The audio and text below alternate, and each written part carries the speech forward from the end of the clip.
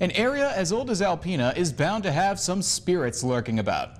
If you're lucky, you may just see one on your grocery run. Beverly Males' family has lived in Alpena for more than a century, and in their time owning the old saloon on Long Rapids Road, now a family grocery store, the Males have seen their share of spooks.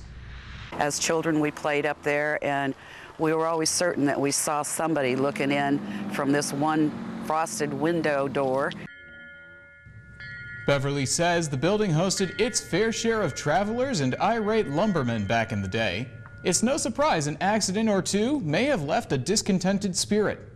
A gentleman thought his wife was upstairs with someone else, and of course back then they all carried sidearms and they were allowed to, and he proceeded to start shooting holes in the floor. However, it seems the newest phantom may in fact be a member of her family. Beverly says employees have seen a woman peering at them from the upstairs window, a woman whose description matches Beverly's late grandmother. Is Thunder Bay Theater home to a dramatic spirit or just an urban legend? WBKB's Ken Davis has the story. The typical ghost story is as follows. Something happens to somebody and they cause strange things to happen to the living. However, this week's old haunt of Alpena may present a case of the opposite. Former artistic director for the Thunder Bay Theater, Lucas Moquin, lived in the building's loft with many actors over the years.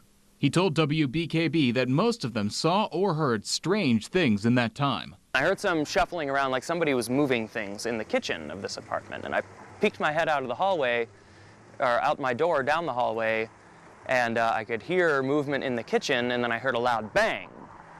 And I was the only one upstairs. I was the only one in the theater. Some people may chalk that up to the building's age, but actors are notoriously superstitious. Moquin says some blamed Agnes, the ghost that supposedly haunted the John A. Lau saloon next door.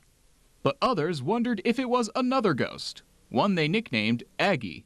Either she fell out of a window or she was pushed by her mother, something along those lines, and actually she lost her life right about where we're standing on Fletcher Street. But Moquin says there's one major problem with that story. I have no way of verifying this. I haven't seen any hardcore evidence for it. Urban legend or not, actors have blamed Aggie for everything from exploding light bulbs to missing costumes. Moquin remembers how her interference with Macbeth made believers out of everybody, at least for one night. All of the sound cues for the show fired at once. Every single sound in the show was playing at once. On the keyboard, you press the escape key to override and cancel any cue. And that wasn't working. Every sound was still playing and playing and playing. When the Thunder Bay Theater finally reopens, maybe things will be quieter. And then people need to ask themselves, did the fire finally free little Aggie's soul? Or did she ever exist to begin with?